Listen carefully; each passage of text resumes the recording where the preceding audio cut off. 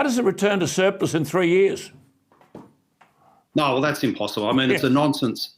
And the Treasury officials who put these numbers in the document ought to hang their heads in shame. They have outed themselves as political operatives, because the idea that 1 year you're going to get a 26.5% increase in outlays and the next financial year it's going to come down by 5% is just fanciful. No one would believe that. And you've only got to look at what Kean has done. We've had 6 months of Keanism, Matt Kean as Treasurer in New South Wales, and the budget position has deteriorated by nearly $12 billion. And Alan, the main problem they've got, they've given up on making any savings. You'd think in a $95 billion budget you'd find plenty of efficiency gains. I could find plenty just in a few hours of looking at the document. But Kean, in that 6 months that he's been Treasurer, has made net savings on the budget of just $32 million. That's M for so million. It cost $25 million to put a flagpole on the Harbour Bridge. Yeah. You know, the savings barely pay for the flagpole. Amazing, isn't it? Just clarify this key point, because I don't think the public understand. The net debt is $115 billion, B for billion. Now, you've called this Kean's fiscal carnage. How else can you describe it? Well, $115 billion net debt in New South Wales, $1 trillion racked up by the Morrison-Frydenberg budgets. My great-great-grandkids will be paying this off if they're lucky. So the level of extravagance is just off the radar.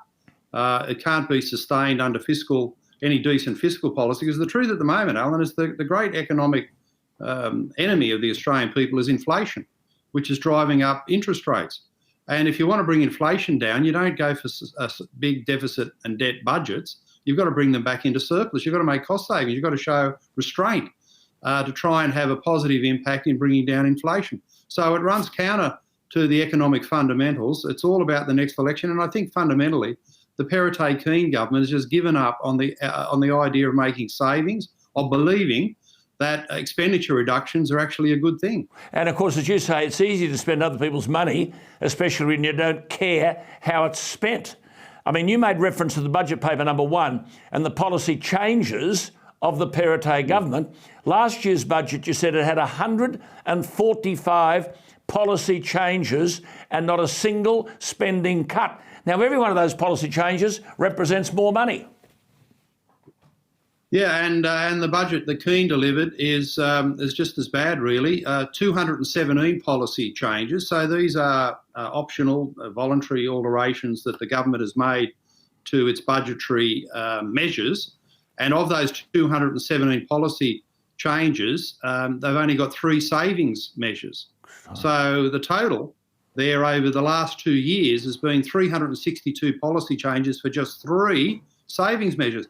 1 in 120 of their policy changes is actually a saving. 119 of them go the other way. And this level of profligacy is just unsustainable. New South Wales has lost its AAA credit rating through S&P, and that'll get worse. Sorry to interrupt you there, but I just wanted to repeat what you said in that speech. Mark Latham said, of those statistics that he's just cited to you, there is no precedent in Australian politics for this level of extravagance and slothful policy making.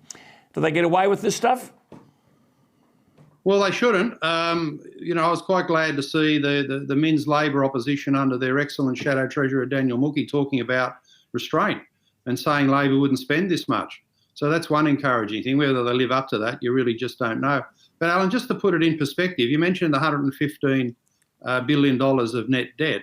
The interest rate that New South Wales government will pay to service its debt now will be over $6 billion. That's more than we spend on the TAFE system in New South Wales, more than we spend on New South Wales Police Service. So when you get to a point where your interest is over $6 billion to service your debt, it just shows how bad off the taxpayer is, the long-suffering taxpayer. And of course, is really copying it under this government.